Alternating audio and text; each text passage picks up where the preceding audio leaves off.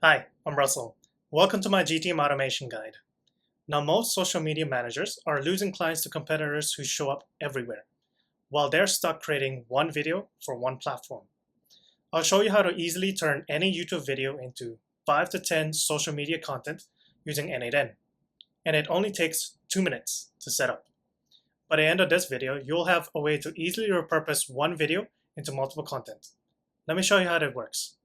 So here's how it works. All you need to do is type in your YouTube URL and the prompt type. I'm just gonna go ahead and copy and paste this one.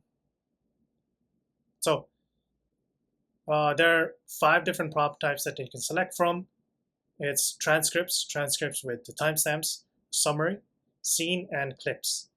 So transcripts, basically you get the transcript of the YouTube video, and transcripts with the timestamps is exactly the same. The transcripts, but it also gives you the timestamps of it. The summary gives you a full summary of the video. Scene is a little bit more interesting. It gives you basically the setting of the video. So it can include the scene, the background, lighting, and so on and so forth. And then clips is also a very interesting one where it gives you basically social media clips from the video that you can use to repurpose as a video short or something.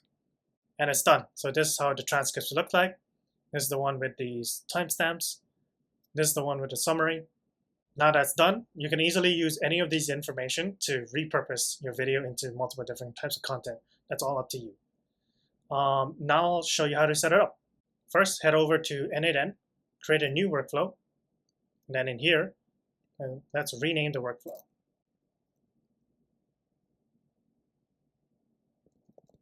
YouTube video repurpose. Okay, then import the template file, which will be in the description below. And then your workflow is set up already.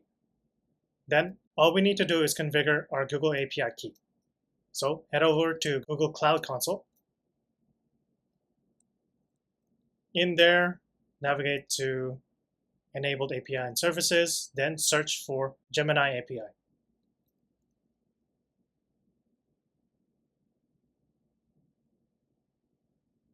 Then click the Enabled button. I already have mine enabled, so let's head over to create the API key. Head over to click Credentials, and then click Create Credentials API key. And then it's gonna start creating the API key for you.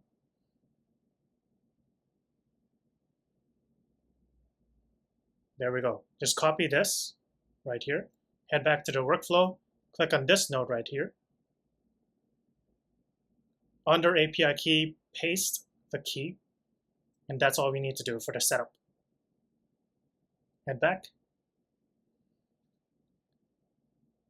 click Save, activate it, and it's pretty much done.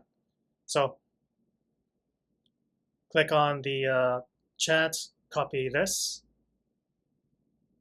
paste it, and then it's pretty much done right there. And you can already start repurposing your videos. And that's it. If you're interested to learn more workflow automation like this one, subscribe to our newsletter and see you in the next one.